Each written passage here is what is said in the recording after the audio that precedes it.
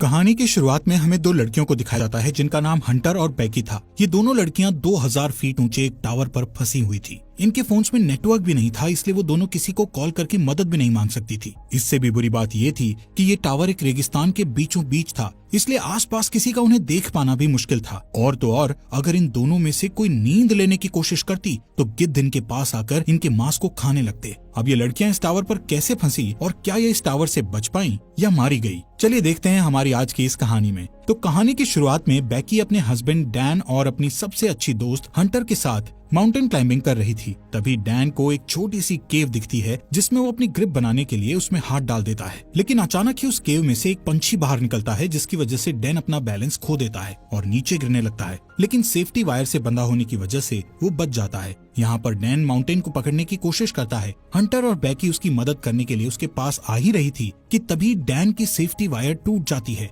और वो नीचे गिरकर मर जाता है। यहाँ से सीन प्रेजेंट में 1 साल बाद दिखाया जाता है, जहाँ बैकी आज भी उस इंसिडेंट में मरे अपने हस्बैंड को याद करके बहुत दुखी थी। वो काफी ज्यादा ड्रिंक करने लगी थी, जिससे वो डिप्रेशन में थी। उसकी इस बात से उसके फादर जेम्स उसको लेकर काफी परेशान थे। वो बैकी को उस इंसिडेंट से मूव ऑन करने को कहते हैं, लेकिन बैकी उनकी कोई बात मानने को तैयार नहीं थी। एक दिन बैकी अपनी लाइफ से परेशान होकर बहुत सारी दवाइयाँ एक साथ खाकर सुसाइड करने की कोशिश करती है कि तभी उसके फोन पर हंटर का कॉल आता है, जिससे वो सुसाइड नहीं करती। अगले दिन हंटर उसके घर जाती है। हंटर बैकी को उस इंसिडेंट से बाहर निकालने के लिए उसको कहती है कि उसने B67 टीवी टावर पर क्लाइंब करने का प्लान बनाया है और जिसमें तू भी मेरे साथ क्लाइंबिंग करने चल रही है। अब क्योंकि हंटर जानती थी कि बैकी को एडवेंचर प्लेसेस पर जाना बहुत पसंद था और काफी लंबे समय से उसने कोई एडवेंचर भी नहीं किया था, बैकी जो इस टाइम काफी परेशान थी, इसलिए वो हंटर को क्लाइंबिंग करने से मना कर देती है। लेकिन नेक्स्ट मॉर्निंग जब वो किचन में रखी अपनी मेडिसिन लेने जाती है तो वो थोड़ा सोचते हुए डिसाइड करती है कि वो उसके साथ क्लाइंबिंग करने जाएगी। इसके बाद हंटर और बैकी दोनों उस टावर की ओर निकल जाते हैं। रास्ते में बैकी हंटर के फोन में उसकी कुछ पुरानी फोटोज देखने लगती है। जैसे ही वो स्क्रॉल करते हुए आगे और फोटोज देखती है तो हंटर की एक फोटो में वो नोटिस करती है कि हंटर के कंधे पर एक लड़के का हाथ था। बैकी हंटर से उस लड़के के बारे में पूछती है, लेकिन हंटर उसे कुछ भी बताने से मना कर देती है। तभी यहाँ बैकी के फोन पर उसके फादर का कॉल आता है, लेकिन वो कॉल पिक नहीं करती। काफी देर ड्राइव करने के बाद वो एक होटल में रात गुजारने के लिए रुकते हैं। डिनर करते वक्त बैकी को पता चलता है कि हंटर अब एक यूट्यूब व्लॉगर है और यूट्यूब रेवेन्यू से ही वो अपनी ट्रैवलिंग का खर्च उठाती है। इसी दौरान बैकी की नजर विंडो के बाहर उस टीवी टावर पर पड़ती है जहाँ पर वो दोनों जा रही थी। हंटर बैकी को बताती है कि ये टावर यूनाइटेड स्टेट का चौथा सबसे ऊंचा टावर है। नेक्स्ट मॉर्निंग बैकी और हंटर अपनी कार में बैठकर अपना सफर जारी रखती हैं। यहाँ पर हंटर ड्राइविंग करते करते ही अपने यूट्यूब चैनल के लिए व्लॉग बनाने लगती है, जिसमें वो अपने व्यूअर्स को बताती है कि वो अपनी बेस्ट फ्रेंड के साथ उस टीवी टावर पर चढ़ने वाली है। इसके बाद फाइनली वो दोनों उस टीवी टावर के पास पहुंच जाती हैं, जहां उन्हें गेट पर एक डेंजर साइन के साथ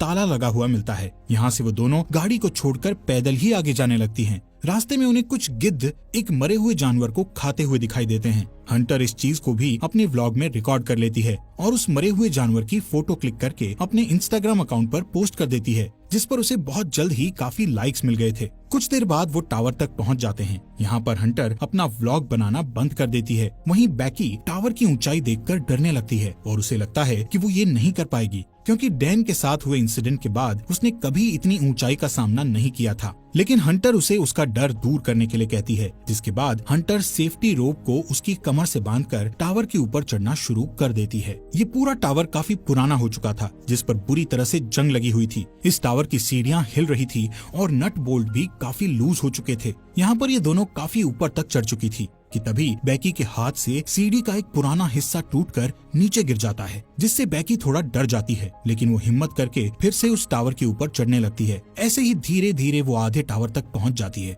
यानी 1000 फीट ऊपर, जहाँ से शहर काफी छोटा दिखाई दे रहा था। ये दोनों यहाँ पर कुछ देर आराम करती हैं और पानी पीने के बाद फिर से क्लाइंबिंग करने लगती हैं। थोड़ी देर बाद वो 1800 फीट ऊपर पहुँच चुकी थी और अब उन्हें सिर्फ 200 फीट ही ऊपर चढ़ना था। बैकी इतना ऊपर चढ़कर काफी डरने लगती है, क्योंकि वहाँ हवा बहुत तेज चल रही थी और सीढ़ियाँ भी काफी पुरानी होने की वजह से हिल रही थी। वो हंटर से कहती है कि अब उन्हें वापस नीचे जाना चाहिए, लेकिन हंटर उसे बोलती है कि अब इतनी ऊपर आकर उन्हें हार नहीं माननी चाहिए। जिसके बाद वो वापस से ऊपर चढ़ने लगती हैं। यहाँ से टावर के ऊपर चढ़ने का रास्ता काफी खतरनाक था। रास्ते में लगी कुछ डिस्क को हंटर ने काफी आसानी से पार कर लिया था और अब वो बेकी को भी उन्हें पार करने में मदद कर रही थी। अब जैसे जैसे वो ऊंचाई पर जा रही थी वैसे वैसे हवा का प्रेशर भी बढ़ता चला जा रहा था, जिससे बेकी और ज्यादा डर रही थी। इसी बीच सीढ़ी के पुराने नट बोल्ट एक एक करके अपने आप निकलने लगते हैं, लेकिन इस बात से अनजान वो दोनों ऊपर चढ़ना जारी रखती हैं और फाइनली वो दोनों टावर के टॉप पर पहुंच जाती हैं,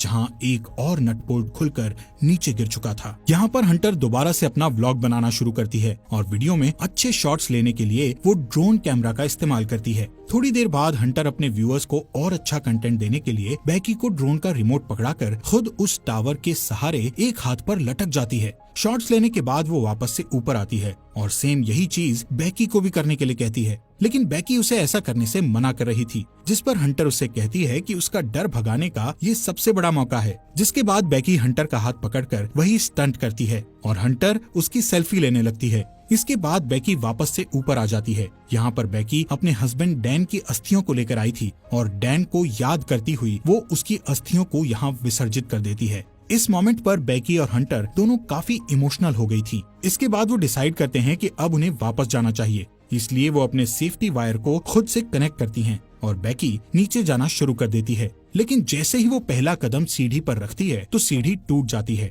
और वो सीढ़ी के साथ साथ नीचे गिरने लगती है, लेकिन हंटर किसी तरह उसे पकड़कर वापस ऊपर खींच लेती है। यहाँ पर बेकी मौत के मुंह से बचकर आई थी, जिससे वो जोर जोर से डर के मारे रोने लगती है और अचानक दोनों हंसती हैं। नीचे देखने पर उन्हें पता चलता है कि अब उनके नीचे उतरने के लिए कोई सीढ़ी ही नहीं है। वो दोनों अपने अपने फोन को चेक करती है, लेकिन उनके फोन में कोई नेटवर्क नहीं था और उनका बैग भी नीचे टावर डिस्क पर गिर चुका था, जिसमें उनके खाने पीने का सामान था। यहाँ ऊपर टावर पर उन्हें एक इमरजेंसी बॉक्स दिखता है, जिसे खोलने पर उन्हें एक दूरबीन और एक फ्लेयर गन मिलती है, लेकिन ये दोनों चीजें उनके किसी काम की नहीं थी। ये सब देखकर बेकी हंटर पर भड़क जाती है। हंटर उसे ये कहते हुए शांत करने की कोशिश करती है कि हो सकता है सीढ़ियों के नीचे गिरने की आवाज सुनकर कोई उनकी मदद करने आए और इसलिए अब हम दोनों को बस थोड़ी देर इंतजार करना होगा जब तक कि कोई आ नहीं जाता। तभी हंटर नोटिस करती है कि पिछली बार सीढ़ियों के गिरने की वजह से बेकी के पैर पर चोट लगी थी और अब उस चोट से ब्लड बाहर आ रहा था। यहाँ पर हंटर बेकी की चोट पर अपनी शर्ट बांध देती है।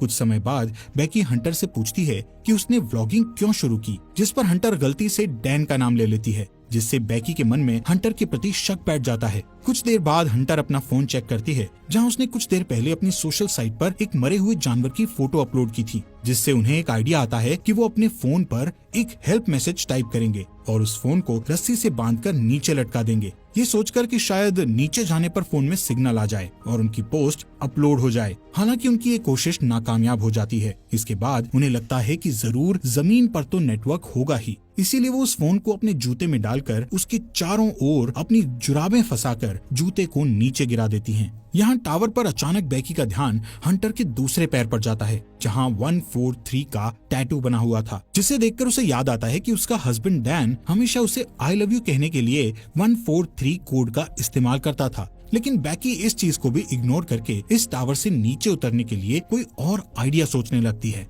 थोड़ी देर बाद उन दोनों को दूरबीन से नीचे जमीन पर टावर के पास से गुजर रहा एक आदमी और उसका डॉग दिखाई देते हैं, जिससे वो उस आदमी से मदद के लिए चिल्लाने लगती है, लेकिन इतनी ऊंचाई होने के कारण उनकी आवाज नीचे नहीं जाती। यहाँ नीचे हम देखते हैं कि हंटर ने जो फोन जूते में डालकर नीचे फेंका था वो पूरी तरह से टूट चुका था और अब उनका ये प्लान भी फेल हो चुका था। वो आदमी वहाँ से जाने लगता है। ये देखकर बेकी हेल्प के लिए चिल्लाते हुए अपने दोनों जूते उस आदमी पर नीचे फेंक देती है, ताकि उस आदमी का ध्यान ऊपर की ओर उन पर आ जाए। लेकिन वो आदमी ये नोटिस नहीं करता, क्योंकि वो किसी से कॉल पर बात कर रहा था। इसके बाद बेकी वो फ्लेयर गन चलाने लगती है, लेकिन हंटर उसे ये कहते हुए फ्लेयर गन चलाने से मना कर देती है कि अभी दिन का समय है, इसलिए किसी को भी फ्लेयर गन का पता नहीं चलेगा। इसी दौरान वो दो और आदमियों को वहाँ थोड़ी दूर नोटिस करती हैं, जो यहाँ पार्टी करने के लिए आए थे। उन्हें देखकर वो दोनों डिसाइड करती हैं कि थोड़ा अंधेरा होने पर वो इस फ्लेयर गन का इस्तेमाल करेंगी, ताकि वो लोग उन्हें नोटिस कर सकें। कुछ देर बाद रात हो जाती है और बेकी फ्लेयर गन का इस्तेमाल करती है, जिससे वो दो आदमी उन्हें देख लेते हैं। यहाँ पर बेकी और हंटर अपने हाथ हिलाते हुए और जोर जोर से चिल्लाकर उनसे मदद मांगने की कोशिश करती है। इसके बाद वो दोनों दूरबीन से देखते हुए नोटिस करती है कि वो दोनों आदमी हंटर की कार के पास जा रहे थे, जिसे देखकर दोनों खुश हो जाती है। लेकिन उनकी मदद करने के बजाय वो आदमी उनकी कार को चुराकर वहाँ से भाग जाते हैं। ये देखकर वो दोनों काफी दुखी हो गई थी और अब उन्हें जल्दी से कोई नया आइडिया भी समझ नहीं आ रहा था कि अब वो क्या करे। यहाँ पर बेकी हंटर से उसके पैर के टैटू के बारे में पूछ ही लेती है, जहाँ हंटर ये रिवील करती है कि उसका डैन के साथ 6 महीने तक अफेयर रहा था। इसके लिए वो उससे माफी मांगती है कि उसने उसके हस्बैंड के साथ हुकअप करके काफी बड़ी गलती करी। हंटर बताती है कि डैन उसे अच्छा लगता था और वो उससे प्यार भी करती थी, लेकिन डैन बेकी से ज्यादा प्यार करता था, इसलिए उसने जल्दी ही डैन से ब्रेकअप कर लिया था। बेकी ये सुनकर और भी ज्यादा डिसअपॉइंट हो जाती है कि उसकी बेस्ट फ्रेंड और उसका हस्बैंड दोनों ही उसे चीट कर रहे थे। अगली सुबह बेकी फोन चेक करती है, जहां उसे पता चलता है कि इस टावर पर चढ़े उन्हें 24 घंटे बीत चुके हैं।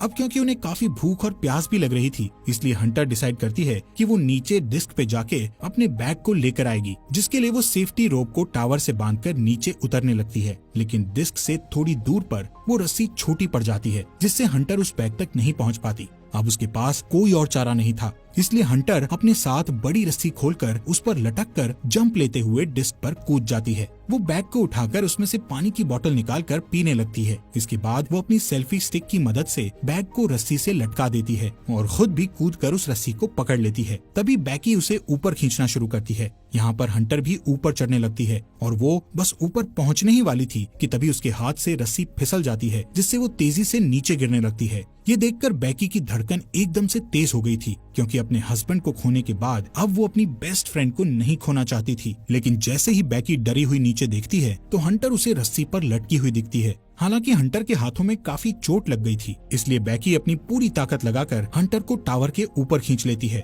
थोड़ी देर बाद बेकी एक हेल्प नोट लिखकर ड्रोन में फंसा देती है और ड्रोन के सहारे पास के होटल तक पहुंचने की कोशिश करती है, लेकिन ड्रोन में बैटरी कम होने की वजह से वो ज्यादा दूर नहीं जा सकता था, इसलिए वो उसे वापस अपनी ओर ले आती है। यहाँ अब फिर से वो दोनों टावर पर हेल्पलेस थी। रात में बेकी को एक भयानक सपना आता है, जिसमें वो देखती है हंटर की उस टावर पर ही मौत हो गई और गिद्ध हंटर के शरीर को खा रहे हैं। इससे वो डरी हुई उठती है और तब उसे पता चलता है कि ये बस एक बुरा सपना था। नेक्स्ट मॉर्निंग बेकी के दिमाग में एक आइडिया आता है कि वो टावर के ऊपर लगी लाइट से ड्रोन को चार्ज कर सकती है। इसके बाद वो टावर के पोल पर चढ़कर जैसे ही ड्रोन चार्जर को प्लग में लगाती है तो वो देखती है कि वो प्लग काफी लूज था, इसलिए बेकी को ऊपर लटके हुए ही उस चार्जर को पकड़े रखना पड़ता है जब तक कि ड्रोन की बैटरी फुल चार्ज नहीं हो जाती। काफी टाइम से उस पोल को पकड़े रहने की वजह से बेकी के हाथ धीरे धीरे करके सुन्न पड़ने लगे थे और इससे भी बुरी बात ये थी कि अब यहाँ पर काफी सारे गिद्ध आकर उस पर अटैक भी कर रहे थे, जिससे बेकी के हाथों से बैग नीचे गिर जाता है।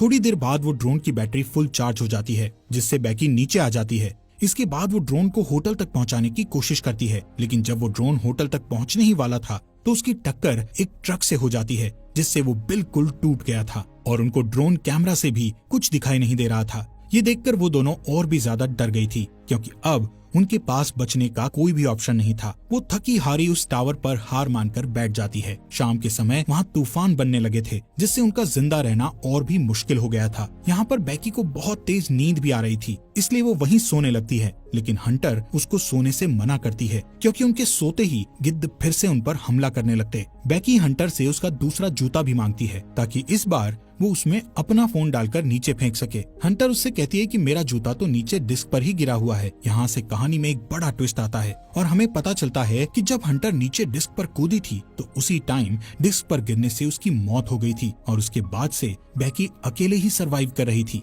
बेकी को हेलुसिनेशन होने लगे थे, जिसमें वो हंटर की प्रेजेंस को इमेजिन कर रही थी। रात में बेकी तूफान में सरवाइव करने के बाद अपने फादर के लिए एक वीडियो मैसेज रिकॉर्ड करती है, जिसमें वो बताती है कि वो वापस घर आना चाहती है। वहीं दूसरी ओर उसके फादर जेम्स भी उसको लेकर बहुत परेशान थे। अगले दिन जब बेकी इस टावर पर सोई हुई थी तब एक गिद्ध आकर बेकी की चोट पर से उसका मांस खाने लगता है, लेकिन अब क्योंकि बेकी को काफी भूख लग रही थी इसलिए वो उस गिद्ध को जोर से पकड़कर टावर के मेटल से उसे जान से मारकर खाने लगती है, जिससे उसमें थोड़ी जान आती है और वो रस्सी के सहारे नीचे डिस्क पर उतरती है, जहां हंटर की डेड बॉडी पड़ी थी। इसके बाद वो अपने डैड जेम्स को मैसेज करती है कि वो इस टावर पर फंसी हुई है और अपने फोन को हंटर के जूते में डाल देती है, लेकिन इस बार वो उस जूते को हंटर की डेड बॉडी में घुसाकर उसकी डेड बॉडी को नीचे फेंक देती है। इसके बाद रात में उसके फादर जेम्स को बेकी का मैसेज मिलता है और वो जल्दी से पुलिस को कॉल करके वहाँ टावर तक पहुँचता है। अब जैसे ही वो उस टावर तक पहुँचता है तो देखता है कि पुलिस एक डेड बॉडी को कवर कर रही थी। ये देखकर उसे लगता है कि ये उसकी बेटी बेकी की डेड बॉडी है जो जिंदा नहीं बच पाई।